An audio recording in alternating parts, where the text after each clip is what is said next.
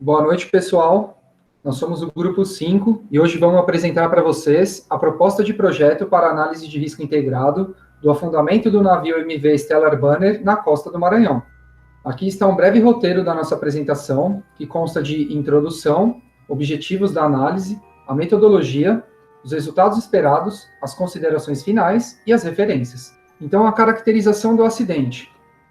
Segundo informações do portal de notícias da Globo, o G1, em fevereiro de 2020, a embarcação MV Stellar Banner, de propriedade da empresa sul-coreana Polaris Shipping, começou a afundar próximo ao litoral do Maranhão devido a fissuras em sua estrutura. O navio foi carregado com minério de ferro pela empresa Vale, no terminal portuário da Ponta da Madeira, em São Luís, no Maranhão, e zarpou com destino ao comprador em Qingdao, na China. O navio carregava 270 mil toneladas de minério de ferro e possuía 4 milhões de litros de óleo combustível. O gigante navio MV Stellar Banner possui dimensões de 340 metros de comprimento por 55 metros de largura e capacidade total para 300 mil toneladas de minério de ferro. Após permanecer 3 meses encalhado, a Polaris Shipping solicitou o afundamento do navio e comunicou que se responsabiliza por possíveis danos ambientais em decorrência da carga que ainda permaneceu na embarcação. Aqui nós temos uma imagem do navio MV Stellar Banner sendo acompanhado pelos rebocadores. Então, no dia 12 de junho de 2020, foram retiradas cerca de 145 mil toneladas de minério de ferro e 3 milhões e 900 mil litros de óleo do navio, uma operação que permitiu o reboque do navio para águas mais profundas. O navio foi afundado a aproximadamente 110 quilômetros da costa do Maranhão, em uma região de planície abissal no Oceano Atlântico, a aproximadamente 2.532 metros de profundidade. É uma região com intenso movimento de correntes oceânicas e apresenta um grande risco devido à movimentação das cargas que podem ser potenciais contaminantes, o minério de ferro e o óleo combustível. Aqui nós temos um mapa de reconhecimento do local, do perímetro onde o navio foi afundado, né? Ele saiu do terminal portuário, Ponta da Madeira, andou cerca de 210 quilômetros para ser afundado, né? Está aproximadamente 110 quilômetros da costa do Maranhão, e até por isso nós resolvemos fazer essa análise de risco, né?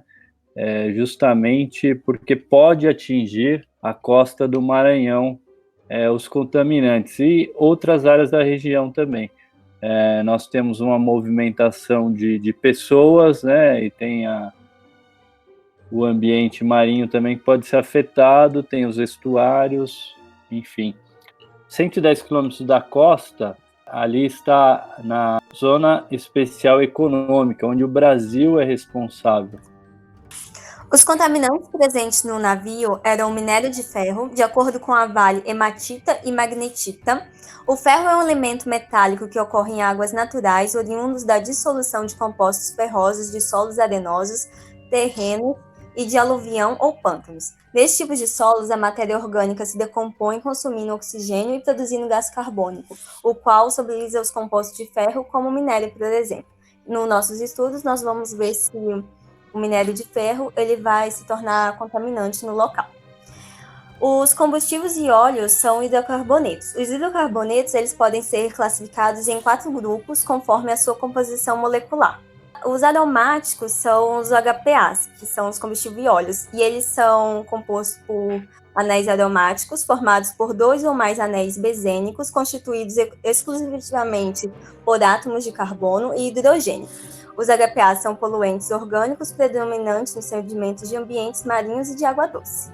O objetivo do projeto é realizar uma abordagem integrada utilizando as ferramentas químicas, ecotoxicológicas e ecológicas. Assim, podemos identificar os possíveis impactos dos contaminantes introduzidos no ambiente marinho.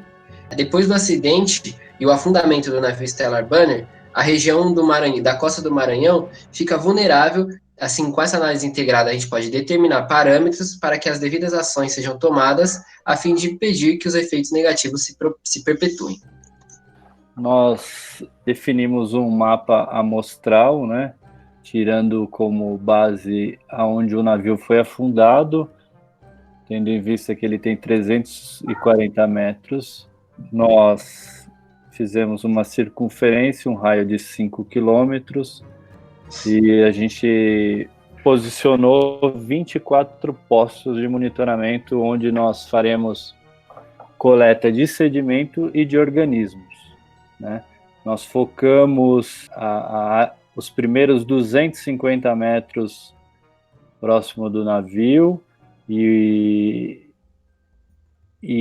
até os 500 metros do centro da circunferência, com 9 postos de monitoramento, justamente para fechar essa eventual pluma de contaminação.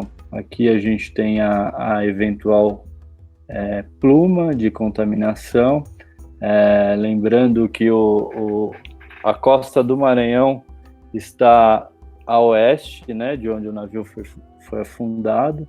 Devido às correntes oceânicas, a gente dividiu os outros poços com o objetivo de delimitar essa pluma mais no sentido oeste, que é da costa, e norte, devido às correntes oceânicas. Para a amostragem, a gente decidiu utilizar o método de box score e a gente vai continuar utilizando o desenho amostral para fazer essa coleta. São 24 pontos, né? Então a gente vai fazer 3 coletas em cada ponto, totalizando 72 coletas, e dividir essa amostragem em amostragem de sedimento e amostragem de meiofauna. Vale lembrar que as coordenadas de cada ponto a gente vai obter no momento da amostragem com auxílio de um GPS. E a gente vai utilizar uma embarcação de grande porte para fazer essas amostras. E para a conservação da meiofauna, as amostras elas vão ser fixadas com a formalina tamponada a 5%, e quanto ao sedimento que a gente coletar, as amostras serão congeladas a menos 20 graus Celsius para posteriormente ser feita uma análise de granulometria, né? Na metodologia escolhida foi a análise integrada. A análise integrada é a integração da análise ecológica, ecotoxicológica e análise química. Com isso, pode-se obter um diagnóstico mais preciso sobre o nível de contaminação da região em estudo, em função do gradiente de contaminação e avaliação de uma possível caracterização dos contaminantes como poluentes. Na análise química do sedimento, nós vamos identificar e quantificar os contaminantes presentes nos sedimentos e na água intersticial. Na análise ecotoxicológica, vamos avaliar as respostas dos organismos através de ensaios de exposição aos contaminantes potencialmente prejudiciais à biota. Na análise ecológica, vamos avaliar os efeitos biológicos dos contaminantes em suas condições naturais no meio aquático através dos impactos refletidos na comunidade bentônica. Na análise química, o estudo ele vai avaliar o sedimento e a água intersticial, porque os hidrocarbonetos eles a caracterizam por ser hidrofóbicos e com isso eles se depositam no sedimento e associam com a matéria orgânica e assim como os óxidos de ferro. Vamos fazer 2 análises. A análise dos metais, proposta por Bonneal et al. De 2017. Nela vamos ter a técnica do fracionamento sequencial. Essa análise será feita pelo equipamento espectrômetro de massa de plasma acoplado individualmente e análise por espectroscopia de emissão atômica. E na análise de HPAs foi proposta pelo DALI 2016. Nós vamos usar a extração orgânica com solvente hexano de característica polar e a separação dos compostos por coluna cromatográfica e a identificação e quantificação dos compostos por espectrometria de massa.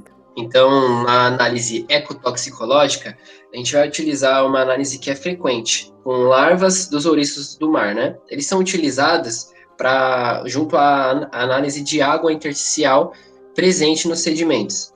O ouriço do mar, ele é um organismo de fungo e ele possui uma resposta significativa aos contaminantes que a gente vai estudar. Aliado a isso, já existe um vasto conhecimento da sua biologia, sua fisiologia e de seus hábitos alimentares. Por isso que a gente vai utilizar esse organismo, porque já existem metodologias consolidadas, né?